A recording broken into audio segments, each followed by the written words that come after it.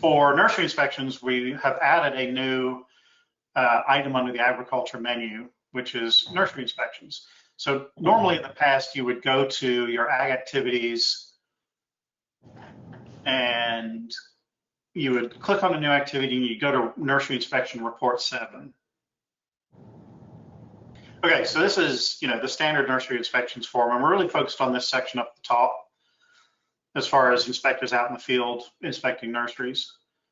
And just entering a daily summary here wasn't really sufficient. So we've added this new menu item here called nursery inspections, which if I open that up, this now gives you all the nursery inspections, individual date, time, address, city, and status for nursery inspections that you performed for any, user for any date range.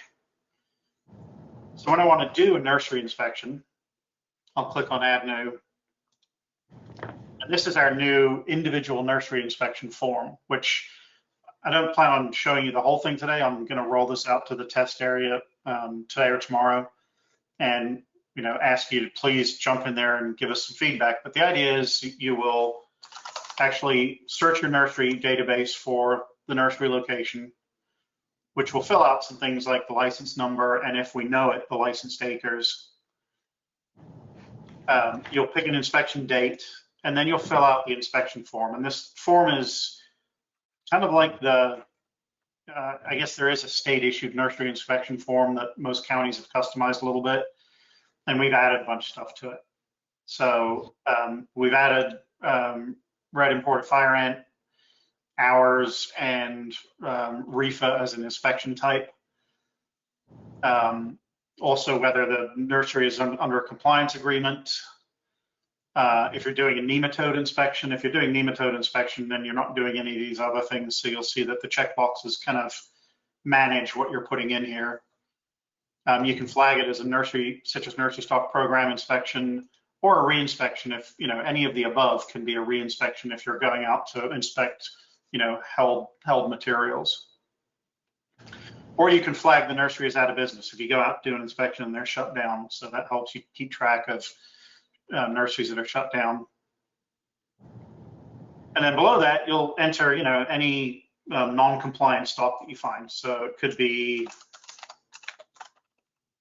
you find citrus trees. There's 12 of them in lot B, and they have aphids, and it is low level.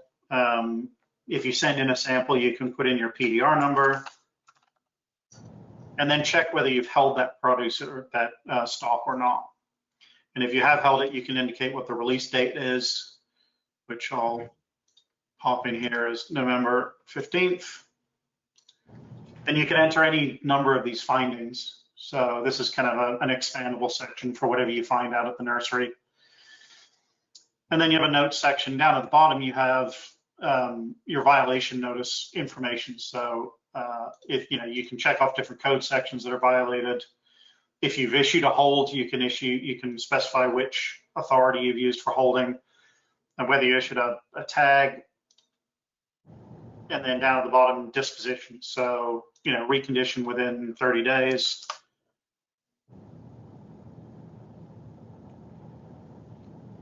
And you'll see we'll actually build up a list. So as an inspector goes through, activity, their inspections are going to be listed individually here.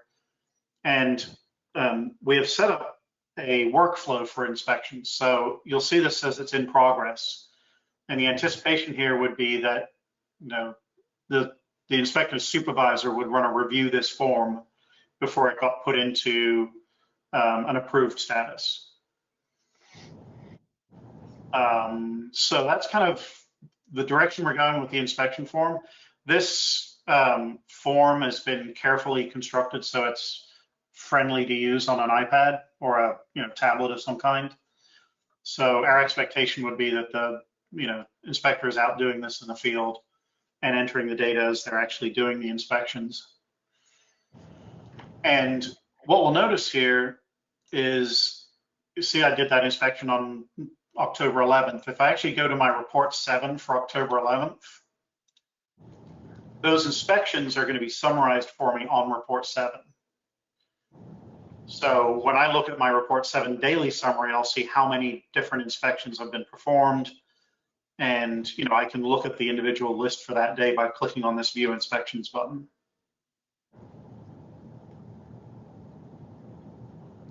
So it's work in progress. We are working on a printable version of that form, and at some point adding the ability to sign that form online.